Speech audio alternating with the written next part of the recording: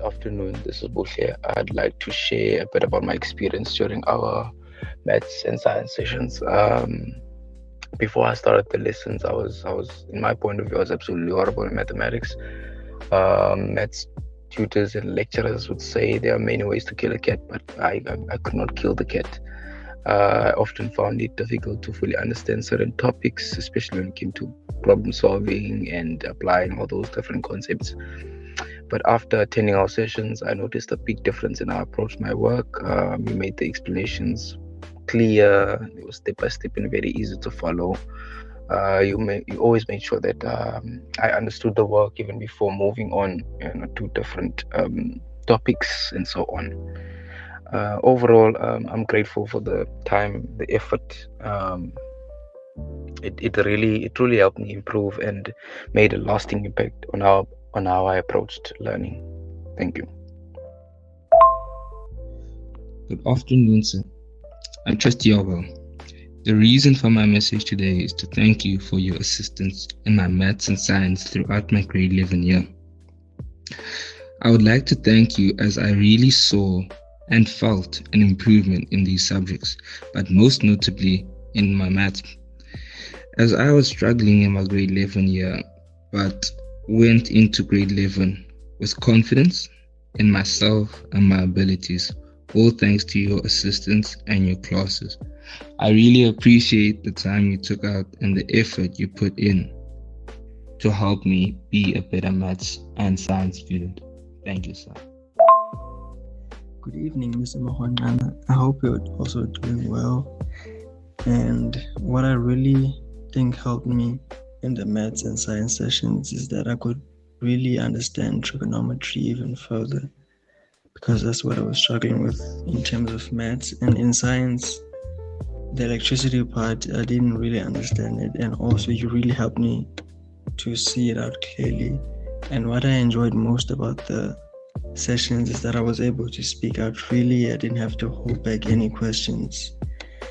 And the improvement I saw is that really in parts of trigonometry, I was really starting to ace them. As of proof, I was also demonstrating them on the board with you. So I'm really thankful for what you did. And good luck on everything. I hope other students will also have the same experience. Thank you. Every year, thousands of students fail their exams, not because they lack intelligence, no, but because they forget under pressure. I know this truth personally. I failed grade 12 not once but 3 times, and while I was failing my own exams, I was teaching others to pass theirs. It was in my mind that failed me, no. It was my memory, my belief, and my stillness. Today, we are not talking about failure as an event, we are unpacking it as a curriculum. This is Talking Classrooms, and I'm your host, Bulelani Marwanqana. Welcome to Failure, Forgetfulness, and Faith, what the classroom never taught me about resilience. Let's start in 2010. I was full of ambition, determined to conquer matric, but the results came and I failed. That first failure didn't just test my academic ability, it broke something deeper, which is my confidence. When you fail publicly, the world keeps moving while you stand still, and you start to believe maybe you are the problem. But I learned later, failure isn't always intellectual. Sometimes it's neurological, sometimes it's emotional, and sometimes it's spiritual. Years later, when I returned to school, I discovered a painful truth. You can understand something deeply and still fail to reproduce it under pressure. That is not stupidity, that's cognitive overload. It's what happens when your brain is full but your spirit is empty. Fast forward to 2014, I went back to school. This time as a man, I'm no longer a teenager, but I was sleeping in a tent, and I was living there in a church tent, voluntarily sleeping all night there, and early in the morning, went straight to classroom. That tent became my classroom, my place of learning, my place of prayer, my place of silence. And in that silence, I learned 3 truths that no textbooks had never taught me. Number 1, discomfort clarifies priorities. When you are uncomfortable, you discover what really matters. Luxury distracts, struggle focuses. Number 2, silence sharpens memory. I used to think memory was about study hours. It's not. No, it's not. It's about the state of mind when you are learning. When your environment is still, your brain retains even more. Number 3, faith restores energy. It's not about religion. Faith is the decision to believe that effort still matters even when results don't show yet. Those nights in the tent, I wasn't just surviving. I was learning how the human mind recovers when stripped of comfort. After all that effort, I failed again. Maths and physics twice. It had no sense at all. No sense. I could teach the same content with clarity, yet when it was my turn to write, my mind went blank.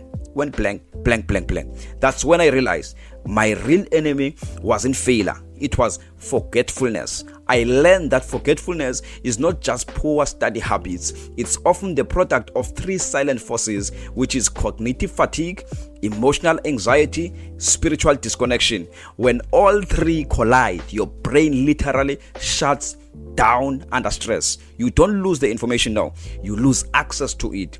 That's why I say today, the mind doesn't fail you, distraction does. And education that ignores emotion is half complete. We teach knowledge, but we don't teach mental recovery. We measure memory, but we never ask if the student's mind is at rest. On my 3rd attempt, something shifted. Before the exam, I whispered a line from a song by Bethel Music that goes like, "You help me to remember, you help me to remember." I was singing this song. I wasn't asking for miracles. I was asking for stillness. Faith didn't make me smarter. It made me calm enough to remember what I already knew. And that day, the fog lifted. I passed both maths and physics, not because I suddenly understood more, no, but because my mind was finally quiet enough to retrieve what it had learned.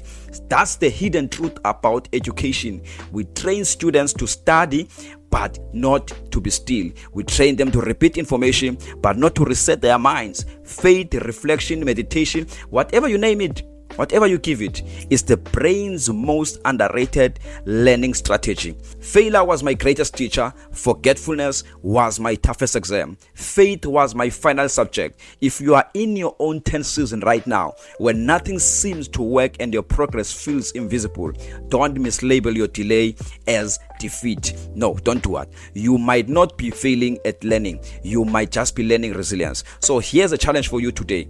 Find stillness before you seek success, because your mind remembers best when your spirit is at peace. This is Talking Classrooms, and I'm Bulelani Marwanqana, reminding you even the darkest classrooms can produce the brightest minds if we learn how to think, feel, and believe again.